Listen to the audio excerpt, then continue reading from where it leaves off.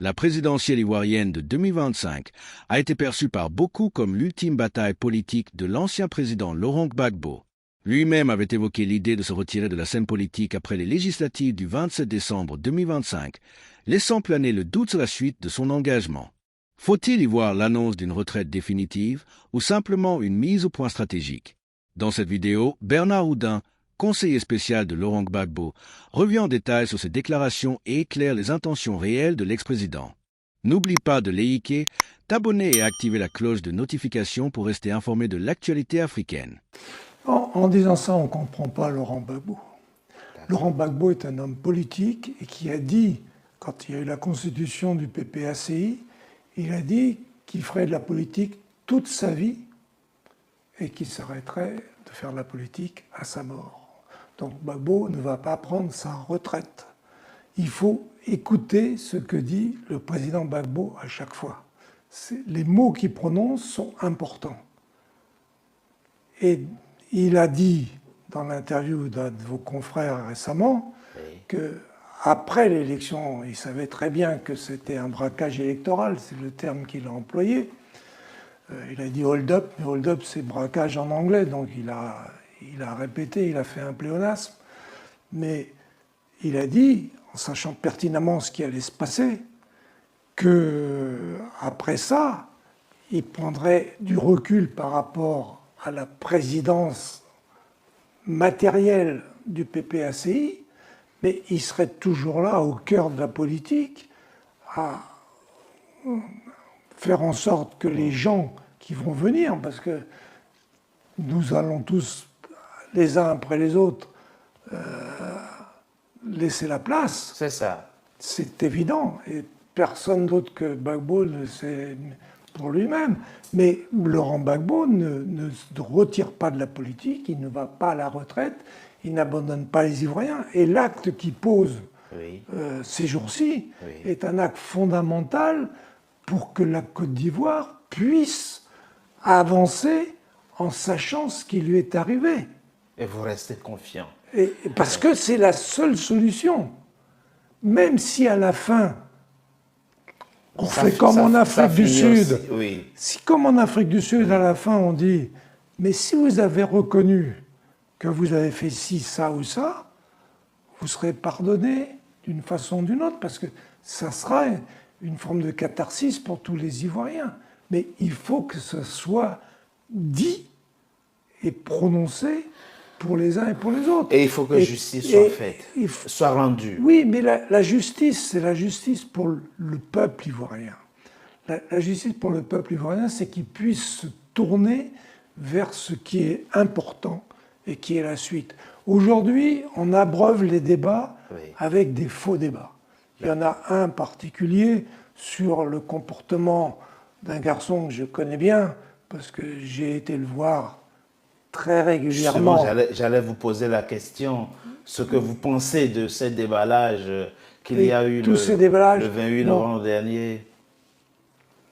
Charles Blé Goudet, oui. Je l'ai croisé en prison, il sait ce que je lui ai dit, je sais ce qu'il m'a dit, je sais ce qu'il m'a dit devant le président Gbagbo en prison. Donc je vais dire à Charles de rester dans les limites de ce qu'il doit faire, de comprendre les choses, parce que sinon... Vous pensez qu'il a franchi les bornes? Il s'approche trop près d'une certaine barrière et il risque de se brûler. Donc, pensez-vous? Je viens de vous dire des choses sur ce que je sais entre moi et M. Blé Goudet, qui viennent de nos visites ultra fréquentes à la Cour pénale, dans une période que vous imaginez. Les Ivoiriens ont envie de savoir. Et c'est à Charles de faire en sorte qu'ils se mettent dans le bon chemin, dans l'intérêt de la Côte d'Ivoire. Parce que ce qui est important, des sous-entendus ce qu'il y a aujourd'hui, qui risque d'éclabousser Charles Blé Goudet lui-même, qui joue à un jeu dangereux.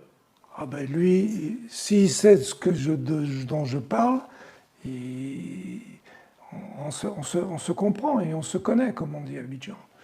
Mais ce qui est plus important aujourd'hui, au-delà de ça, et je pense que Demba Traoré a été assez clair, je pense, dans Non, je pense que c'est vous qui l'avez interviewé. Non, Youssouf Diaby plutôt. Moi, j'ai interviewé Youssouf Diaby. Youssouf Diaby, que j'ai eu encore au téléphone hier, qui a été très clair aussi. J'ai eu Demba Traoré, j'ai vu son interview. Je pense que c'était... Donc, selon vous, Bernard Oudin, toutes les accusations portées par Charles Blé Goudé contre Nadi Bamba Diallo sont fausses? Je pense qu'il est entré